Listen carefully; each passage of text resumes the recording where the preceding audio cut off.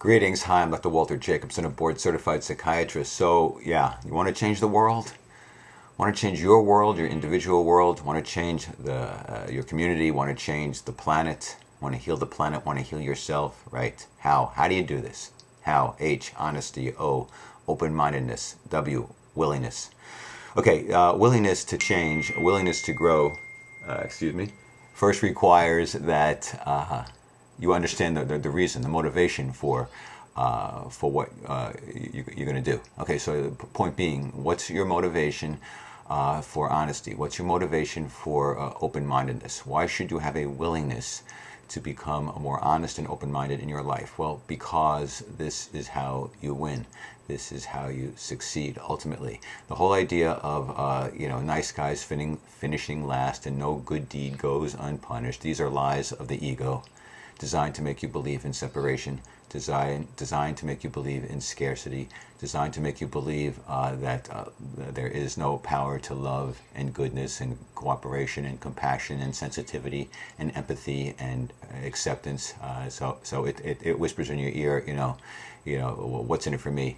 And the whole point is, and that's where when you start to think, what's in it for me, and I need more, and if you have more, I'll have less. This fear, this greed, this makes people become dishonest and lacking in integrity. And when you appreciate that, ultimately, honesty and integrity, builds your self-esteem, makes you feel happy and intact in the world, and ultimately really does attract good things into your life, and good people into your life, good relationships.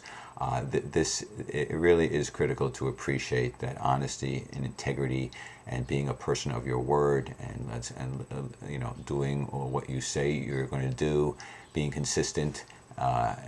These are very, very important principles to maximize your potentials. When we have duplicity, when we have hypocrisy, when we have lies, these eat at our soul, they eat at our immune system.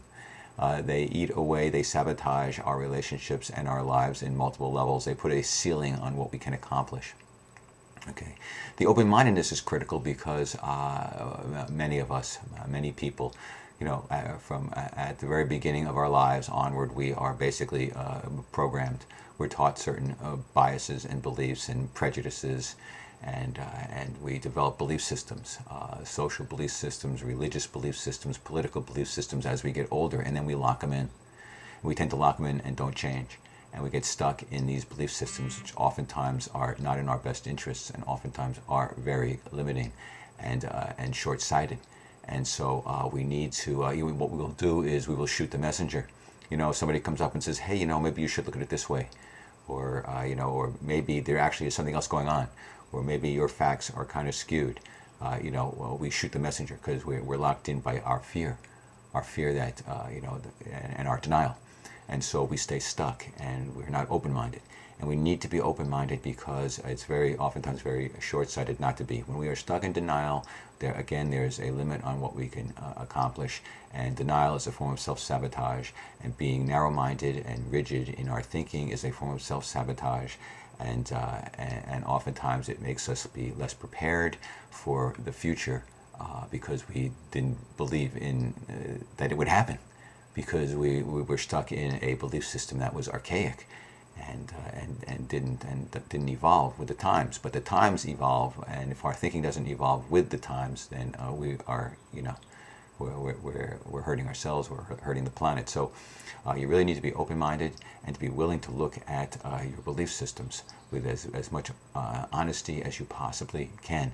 And you need to try to recognize the possibility that you're in denial, that you have blinders on, so that you can really come to the greater truth about what's going on, religiously, spiritually, physically, health-wise, politically, the works, everything.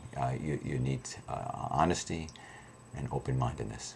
And that's why you should have a willingness to engage in these behaviors, to practice these behaviors. Because when you do that, the honesty, the open-mindedness, and the willingness, ultimately you are healing yourself, you will be healing your relationships, and then eventually, in the long run, we will be healing the planet and leading ourselves to a place of world peace and prosperity and abundance for all. It's not a utopia, it's not a Shangri-La, it's a possibility. But first we have to get rid of our ego and embrace the oneness, and that oneness comes from truth, honesty, open-mindedness, and of course, acceptance, forgiveness, and love. Okay, that's it for today. Thanks, take care, peace be with you. See you next time.